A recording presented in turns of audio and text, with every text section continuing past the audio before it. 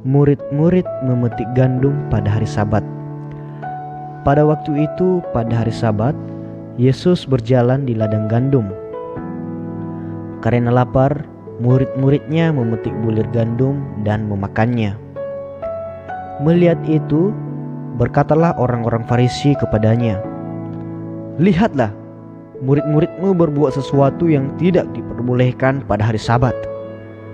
Tetapi jawab Yesus kepada mereka, "Tidakkah kamu baca apa yang dilakukan Daud ketika ia dan mereka yang mengikutinya lapar? Bagaimana ia masuk ke dalam rumah Allah dan bagaimana mereka makan roti sajian yang tidak boleh dimakan, baik olehnya maupun oleh mereka yang mengikutinya, kecuali oleh imam-imam? Atau tidakkah kamu baca dalam kitab Taurat bahwa pada hari-hari Sabat imam-imam melanggar hukum Sabat di dalam bait Allah, namun tidak bersalah? Aku berkata kepadamu, di sini ada yang melebihi bait Allah. Jika memang kamu mengerti maksud firman ini, yang kukehendaki ialah belas kasihan dan bukan persembahan, tentu kamu tidak menghukum orang yang tidak bersalah, karena Anak Manusia adalah Tuhan atas hari Sabat." Yesus menyembuhkan orang pada hari Sabat. Setelah pergi dari sana, Yesus masuk ke rumah ibadat mereka. Di situ ada seorang yang mati sebelah tangannya. Mereka bertanya kepadanya, "Bolehkah menyembuhkan orang pada hari Sabat?" Maksud mereka ialah supaya dapat mempersalahkan dia. Tetapi Yesus berkata kepada mereka, "Jika seorang dari antara kamu mempunyai seekor domba, dan domba itu terjatuh ke dalam lubang pada hari Sabat, tidakkah ia akan menangkapnya dan mengeluarkannya? Bukankah manusia jauh lebih berharga daripada domba? Karena itu boleh berbuat baik pada hari Sabat." Lalu kata Yesus kepada orang itu, "Ulurkanlah tanganmu." Dan ia mengulurkannya. Maka pulihlah tangannya itu dan menjadi sehat seperti tangannya yang lain. Lalu keluarlah orang-orang Farisi itu dan bersekongkol untuk membunuh dia. Tetapi Yesus mengetahui maksud mereka, lalu menyingkir dari sana. Yesus hamba Tuhan. Banyak orang mengikuti Yesus dan ia menyembuhkan mereka semuanya. Ia dengan keras melarang mereka memberitahukan siapa dia, supaya genaplah firman yang disampaikan oleh Nabi Yesaya, "Lihatlah, itu hambaku yang kupilih, yang kukasihi, yang kepadanya jiwaku berkenan. Aku akan menaruh rohku ke atasnya, dan ia akan memaklumkan hukum kepada bangsa-bangsa.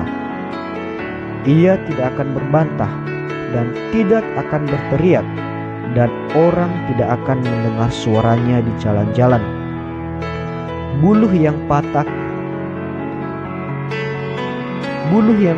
terkulai tidak akan diputuskannya, dan sumbu yang pudar nyalanya tidak akan dipadamkannya, sampai ia menjadikan hukum itu menang, dan padanyalah bangsa-bangsa akan berharap." Yesus dan Beelzebul.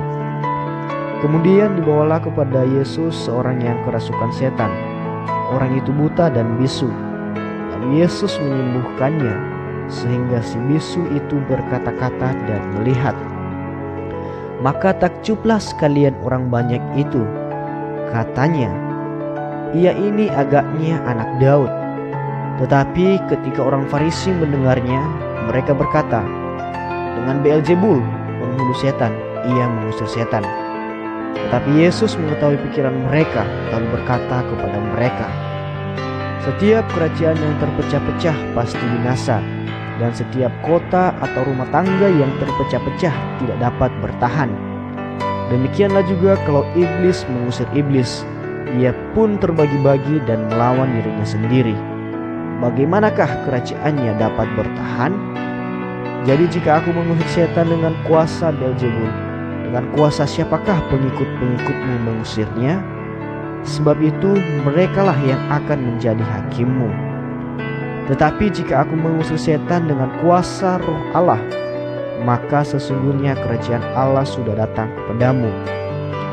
Atau bagaimanakah orang dapat memasuki rumah seorang yang kuat dan merampas harta bendanya apabila tidak diikatnya dahulu orang kuat itu? Sesudah diikatnya barulah dapat ia merampok rumah itu. Siapa tidak bersama aku, ia melawan aku, dan siapa tidak mengumpulkan bersama aku, ia mencerai-beraikan. Sebab itu aku berkata kepadamu, segala dosa dan hujat manusia akan diampuni, tetapi hujat terhadap Roh Kudus tidak akan diampuni. Apabila seorang mengucapkan sesuatu menentang Anak Manusia, ia akan diampuni. Tetapi jika ia menentang Roh Kudus, ia tidak akan diampuni. Di dunia ini tidak, dan di dunia yang akan datang pun tidak. Jikalau suatu pohon kamu katakan baik, maka baik pula buahnya. Jikalau suatu pohon kamu katakan tidak baik, maka tidak baik pula buahnya. Sebab dari buahnya pohon itu dikenal. Hai kamu keturunan ular beludak, bagaimanakah kamu dapat mengucapkan hal-hal yang baik, sedangkan kamu sendiri jahat? Karena yang diucapkan mulut meluap dari hati. Orang yang baik mengeluarkan hal-hal yang baik dari perbendaharaannya yang baik, dan orang yang jahat mengeluarkan hal-hal yang jahat dari perbendaharaannya yang jahat. Tetapi aku berkata kepadamu, setiap kata sia-sia yang diucapkan orang harus dipertanggungjawabkannya pada hari penghakiman. Karena menurut ucapanmu engkau akan dibenarkan, dan menurut ucapanmu pula engkau akan dihukum. Tanda Yunus. Pada waktu itu berkatalah beberapa ahli Taurat dan orang Farisi kepada Yesus, Guru, kami ingin melihat suatu tanda daripadamu. Tetapi jawabnya kepada mereka, angkatan yang jahat dan tidak setia ini menuntut suatu tanda. Tetapi kepada mereka tidak akan diberikan tanda selain tanda Nabi Yunus. Sebab seperti Yunus tinggal di dalam perut ikan 3 hari 3 malam, demikian juga Anak Manusia akan tinggal di dalam rahim bumi 3 hari 3 malam. Pada waktu penghakiman, orang-orang Niniwe akan bangkit bersama angkatan ini dan menghukumnya juga. Sebab orang-orang Niniwe itu bertobat setelah mendengar pemberitaan Yunus. Dan sesungguhnya yang ada di sini lebih daripada Yunus. Pada waktu penghakiman, ratu dari selatan itu akan bangkit bersama angkatan ini, dan ia akan menghukumnya juga. Sebab ratu ini datang dari ujung bumi untuk mendengar hikmat Salomo, dan sesungguhnya yang ada di sini lebih daripada Salomo. Kembalinya roh jahat. Apabila roh jahat keluar dari manusia, ia pun mengembara ke tempat-tempat yang tandus mencari perhentian, tetapi ia tidak mendapatnya. Lalu ia berkata, aku akan kembali ke rumah yang telah kutinggalkan itu. Maka pergilah ia dan mendapati rumah itu kosong, bersih, tersapu dan rapi teratur. Lalu ia keluar dan mengajak 7 roh lain yang lebih jahat daripadanya, dan mereka masuk dan berdiam di situ.